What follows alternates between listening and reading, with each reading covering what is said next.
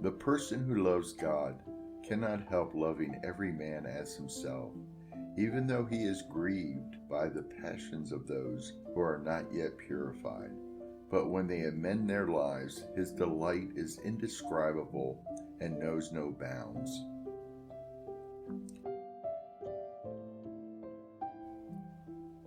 He who has realized love for God in his heart is tireless, as Jeremiah says, in his pursuit of the Lord his God, and bears every hardship, reproach, and insult nobly, never thinking the least evil of anyone. If love is long-suffering and kind, a man who is contentious and malicious clearly alienates himself from love, and he who is alienated from love is alienated from God, for God is love. He who loves God lives the angelic life on earth, fasting and keeping vigils, praying and singing psalms, and always thinking good of every man. If love is the fulfilling of the law, he who is full of rancor towards his neighbor and lays traps for him and curses him, exulting in his fall, must surely be a transgressor, deserving eternal punishment.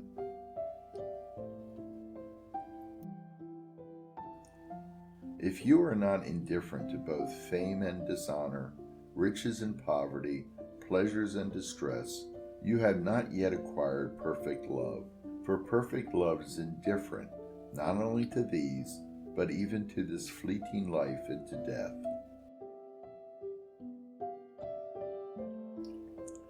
He who is not indifferent to fame and pleasure, as well as to the love of riches that exists because of them and increases them, cannot cut off occasions for anger, and he who does not cut these off cannot attain perfect love. He who truly loves God prays entirely without distraction, and he who prays entirely without distraction loves God truly. But he whose intellect is fixed on any worldly thing does not pray without distraction, and consequently he does not love God.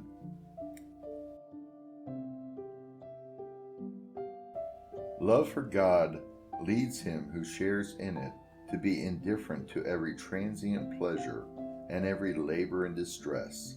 Let all the saints who have suffered joyfully so much for Christ convince you of this.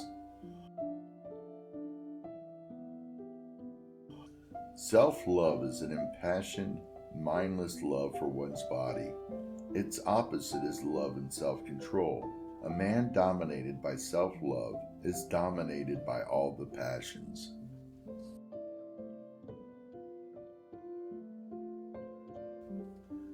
If a man loves someone, he naturally makes every effort to be of service to that person. If, then, a man loves God, he naturally strives to conform to his will. But if he loves the flesh, he panders to the flesh.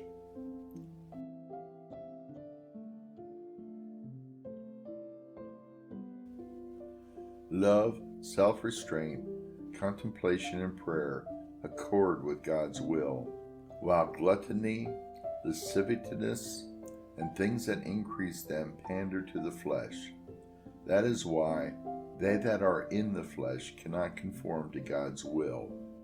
But they that are Christ have crucified the flesh together with the passions and desires.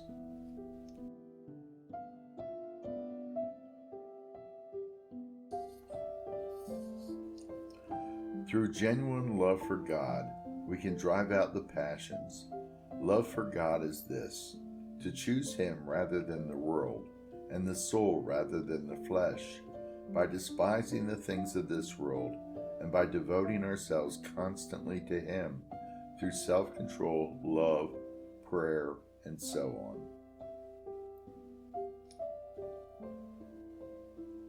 Love for God always aspires to give wings to the intellect and its communion with God. Love for one's neighbor makes one always think good thoughts about him.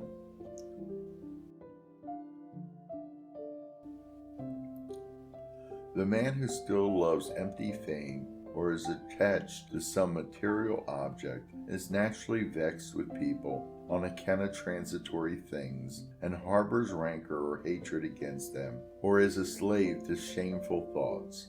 Such things are quite foreign to the soul that loves God. The friends of Christ love all truly, but are not themselves loved by all. The friends of the world neither love all, nor are loved by all. The friends of Christ persevere in love to the end. The friends of the world persevere only until they fall out with each other over some worldly thing.